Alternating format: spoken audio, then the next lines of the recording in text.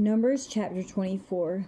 And when Balaam saw that it pleased the Lord to bless Israel, he went not, as at other times, to seek for enchantments, but he set his face toward the wilderness. And Balaam lifted up his eyes, and he saw Israel abiding in his tents according to their tribes. And the Spirit of God came upon him. And he took up his parable and said, Balaam the son of Beor hath said, and the man whose eyes are open hath said, he hath said, which heard the words of God, which saw the vision of the Almighty, falling into a trance, but having his eyes open. How goodly are thy tents, O Jacob, and thy tabernacles, O Israel! As the valleys are, they spread forth, as gardens by the river's side, as the trees of lign aloes, which the Lord hath planted, and as cedar trees beside the waters. He shall pour the water out of his buckets, and his seed shall be in many waters, and his king shall be higher than Agag, and his kingdom shall be exalted. God brought him forth out of Egypt. He hath as it were the strength of an unicorn. He shall eat up the nations his enemies, and shall break their bones, and pierce them through with his arrows.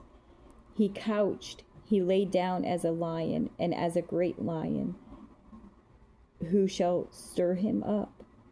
Blessed is he that blesseth thee, and cursed is he that curseth thee. And Balak's anger was kindled against Balaam, and he smote his hands together. And Balak said unto Balaam, I called thee to curse mine enemies, and behold, thou hast altogether blessed them these 3 times. Therefore now flee thou to thy place. I thought to promote thee unto great honor, but lo, the Lord hath kept thee back from honor. And Balaam said unto Balak, Spake I not also to thy messengers which thou sentest unto me, saying, If Balak would give me his house full of silver and gold, I cannot go beyond the commandment of the Lord, to do either good or bad of mine own mind. But what the Lord saith, that will I speak. And now, behold, I go unto my people. Come therefore, and I will advertise thee what this people shall do to thy people in the latter days.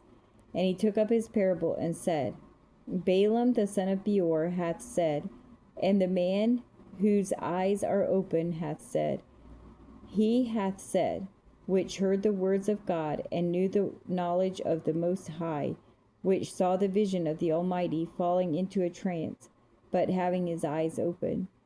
I shall see him, but not now. I shall behold him, but not nigh.